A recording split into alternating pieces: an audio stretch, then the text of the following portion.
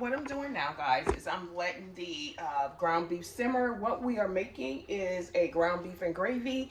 With the ground beef and gravy, you can always top that with the white rice, or in my case, what I'm going to do is probably put it a little bit on the side for grits, either or. But with grits, it's a good southern dish that you can prepare. It's really quick, really easy.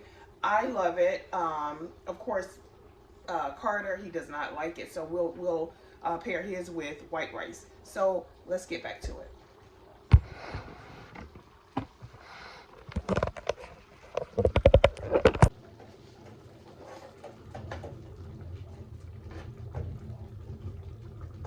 As you all can see, the gravy is starting to thicken due to the flour that I put in there, and you would just let this simmer.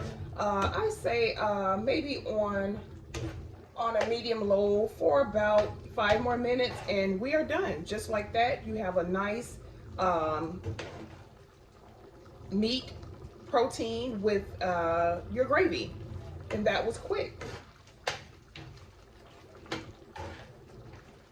You guys can see how thick, nice and thick the gravy is getting. We're going to pull the camera up a little bit so you can just see. You guys can see that.